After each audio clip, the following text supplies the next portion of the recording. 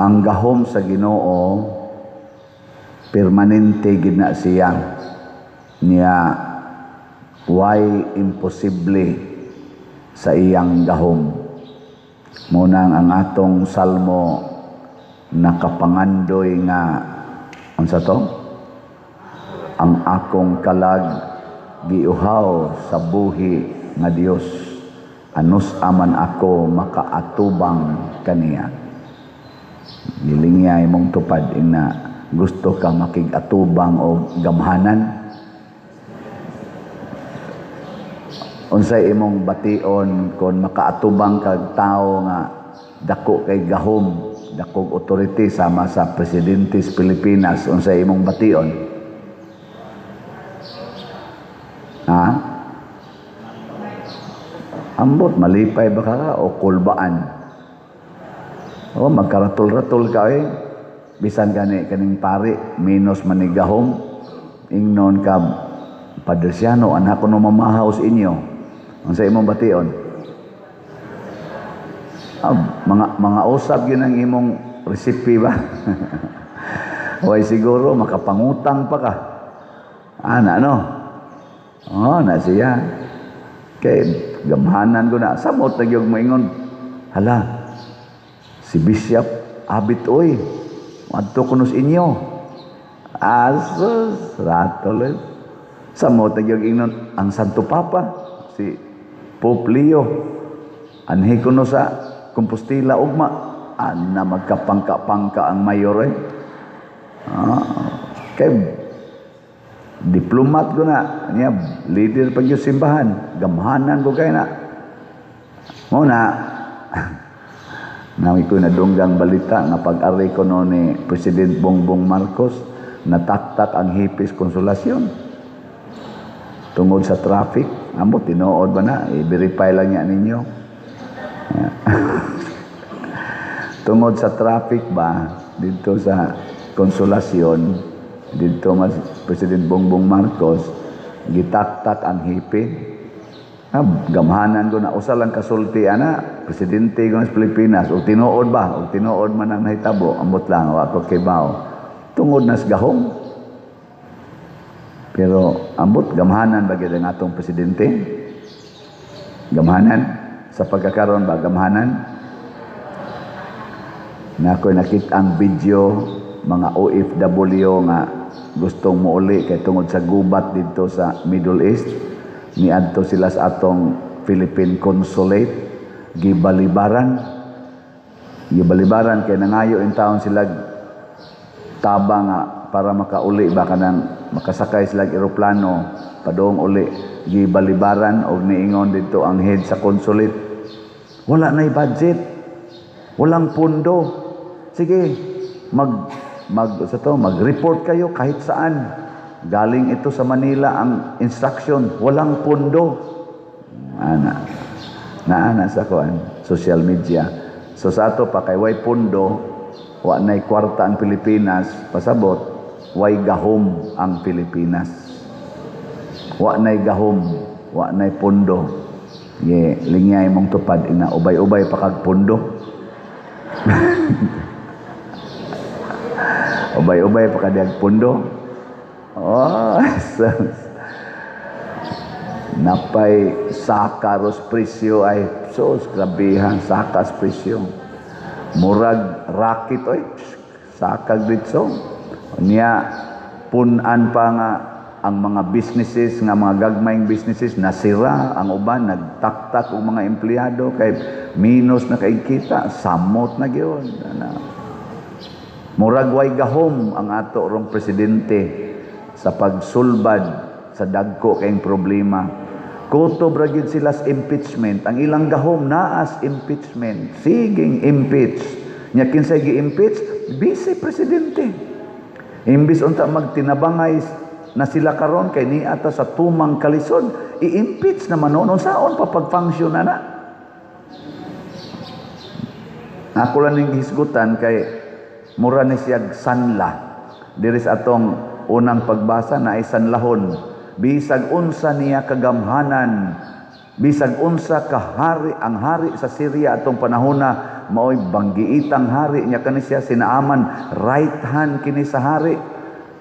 Gamhanan kaayo, mukurog ang mga hari basta makadungog og ngan nga naaman kay siya mao'y leader sa manggugubat.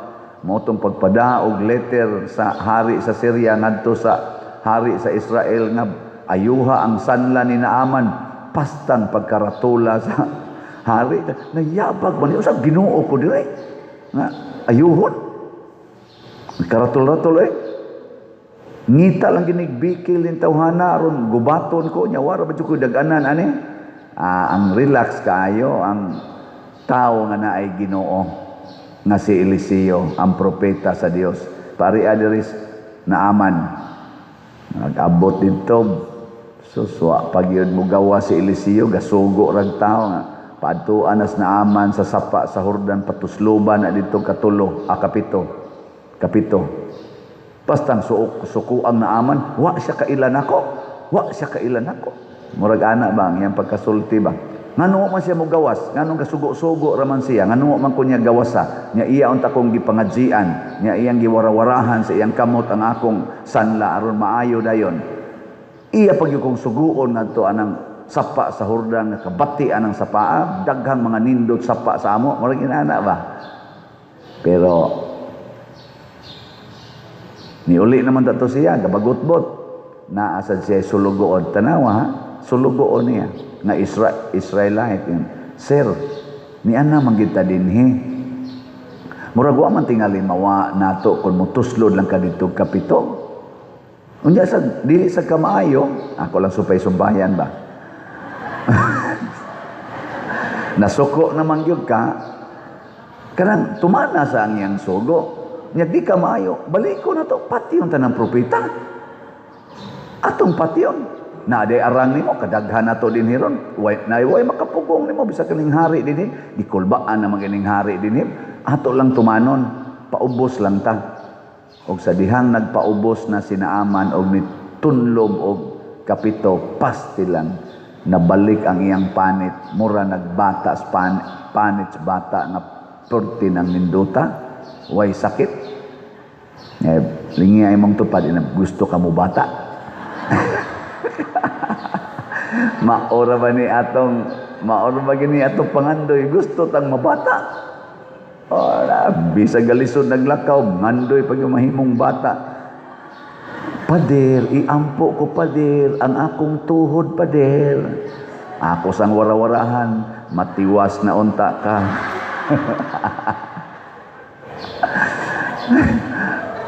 mangandoy pag maayong tuhod way mangandoy na to mahimong bata ako 62 na ko karon ngandoy sa ko mahimo kong 12 years old mamatay na lang tadi ta mahimong 12 years old.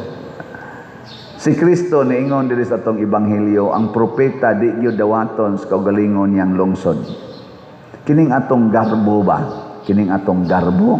buangon kay ni tanan. Mao ni hinungdan nga dili makalihok ang gahom sa Ginoo. Basta atong sundon ang atong garbo di mo lihok ang gahom sa Ginoo. Ug unsa man ang garbo, ako'y masunod, ako'y tahuron. Ana. Lingian sa imong tupad. Ingna mosunod kang padersyano. Ingna. Sunod ka. Masunod dili. Unsa may hangyo padersyano ron. Kana sa ato mga online parishioners pila ka kabuk diha ang mapaubsanon kanang mosunod gyud ba nga moingon ko kada semana palit kitag slot ang uban moingon din na gisayunan lang ni paria gisayunan lang og di gyud mo mosunod di kalihok ang gahom sa Ginoo ug unsa may gahom sa Ginoo nga iyang gisulti unsay imong gihatag nga dili ka mangayog bayad sama anang slot iuli na sa akong amahan nga nimo ibalik na niya nimo gatusan kapilo. No tanawa karon wa na tay mga budget. Hasta atong gobyerno wa nay budget. Pero niadtong niaging mga tuig 2023 hangtod 2025 malita ang kwarta. Minalita ang kwarta. Bilyon-bilyon ang kwarta nga ilang nadawat. Karon wa na tay budget. Ngano man, ang garbo may ilang gigamit. Gisayunan ka na, Vice Presidente nga way kaso, imong ipa-impeach. Ni ahinoy dako kay kaso nga nangawat og trillions unsa ng departamentoha. Wa hinuon kasuhi, way hearing sa Congress. Bahin ana mga trillions nga nawa. Sigig hearing aning 125 million na confidential fund nga gi-rolled out na sa COA. Pila na sa kay sweldo nila anang ilang hearing-hearing diha sa Congress. Hayahay kay sila, air condition ang room, lalis-lalis lang diha, smile-smile, pak-pak-pak-pak, inig ka-impeach na sa Vice Presidente. Unya ang mga tao karon nga way gikaon, way balay, wa gani ikatampalit og tambal. Millions of Filipinos karon ga ilaid sa kalisod, naa sila'y hearing ana. Mga garbuhon mao nang naut-uta. Kanusa ka ni sila maminaw sa inagulo sa kabos. Ang atong mga OFW karon nga murag mga hulmigas gadagandagan, nagbuto diri dagan sa nagbuto diri dagan sa diri. Wa sila'y plano. Moingon lang atong administrasyon, ingat lang kayo diyan. Wala talaga tayong magawa. Di mi kapadag eroplano kay way lupad, way flight, wa say nganing land trip kay gubat man fine place lang, safety. Maura na isulti. Kinsa maron sa atong mga naas gahom, Presidente versus Vice Presidente. Kinsa nila ang dunay pangandoy nga mutabang sa mga kabos? Presidente o Vice Presidente? Secret. Tanawa lang sa social media. Nyag atong padako-dakuan, kinsa kaharos ato mga politicians nga nangambisyon nga maoy mupuli na sa pangagamhanan ig 2028 nga dunay pagbati sa mga kabos ug mapaubsanong musunod sa panginahanglan sa mga kabos. Marcos Group, Duterte's Group, Pinklawans Group. Tanawa na ninyo. Di ta magpakabuta. Tama na, sobra na, palitan na. Nakadungog mo anang maong timsong. Tama na, sobra na, palitan na. Kanusa mo na nahitabo? Secret. Nahitabo na sa una. Kasi kita yun, tama na, sobra na, palitan na. Nahitabo na 40 years ago. Nagsyagit ang mga Pilipinos niya kay wa man gyud maminaw. Nahitabo yun. Ang garbo makapahimon na natong bungol, buta, pungkol, bakol. Bungol sa inagulo, tingog, tiyabaw sa mga nanginahanglan. Tinunan ka na, muhatag og budget para sa Cebu, sa nga biktima sa linog ug sa Baguio katong Tino, 25 million ambot na hatag na baka na para sa province of Cebu. Nya do na siya gipa-repair nga gym dito Bicol ba to? Nihatag siya 500 million. Pag-repair lang sa gymnasium. Aon sa to? Museum di ay, gymnasium naman. Museum. 500 million ang gihatag para sa museum. Ang tibuok Cebu, nga perting dako ang damage sa linog o sa Baguio, 225 million. Diyon sa man na pagtanaw, mao na garbo, mahimo kang buta, bungol sa tinuod nga panginahanglan. Impeachment ba sa Vice Presidente? Balik-balikon ko ni. Impeachment ba sa Vice Presidente ang gikinahanglan ron sa mga Filipinos o sa mga OFWs? Paminaw sad mo, naas gobyerno, mahal nga Presidente, kamong naas Kongreso, naas sa Senado, ay mo pagsigig bungol-bungol diha. Nganong bungol man kay mo pagpatambal sa dosa tingali mo Dagko nga mong sweldo, adto mo dito sa unsa tenting tambal anang dunggan. Iinti. Haron makadungog mo, masig ni clog up na nadihang mga malita sa inyong dunggan. Basig na anak gisod. Hindi naman mo kadungog. Unya, nakakita ba sila karon ni ining wa pa gyud ma-repair, wa pa gyud ma-repair nga mga nangalusno nga flood control nilang way mga kabilya nga nitabon ros atong mga sapa nga naghuwat na sag dako nga uwan para mubaha na sag maayo. Wa gyud gi-repair. Ug naaman moral ka testing dito sa Daplin kay way budget. Di sila kakita aning panginahanglan. Anha gi sila ng impeachment. Ang makita nila kana yung confidential fund, ang gitaguan na confidential fund na dili isulti kay confidential, makita nila kini Hinuong na angga dako kay problema di man makita. Mao na ingong Kristo. Ang inyong nakita ang puling pero ang troso wa ninyo makita. Mga tigpakaaron ingnon. Kunuhay hustisya, unya ang naghiring mga buta o mga bungol unsaon ni mo ana pagkakitag hustisya. Mag-unay naman og away imbis magtinabangay sila dihang ato man na silang gielek. Niya man taroy panginahanglan. Nakita man na hasta ganing tagagawas nasod nakakita man aning atong panginahanglan karon.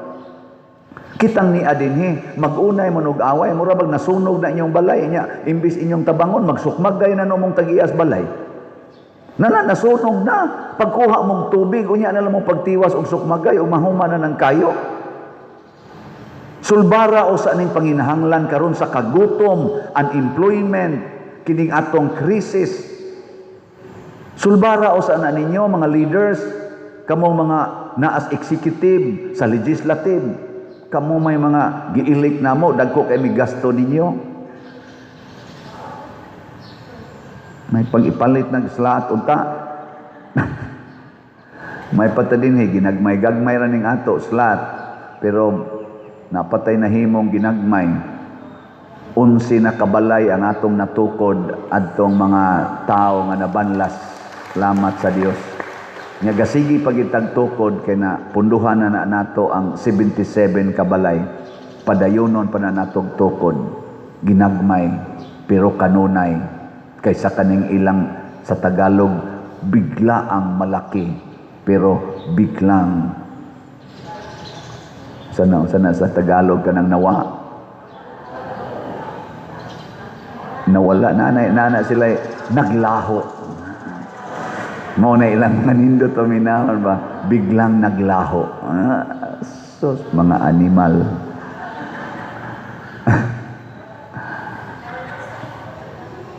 Ngayon, manindog na tayo.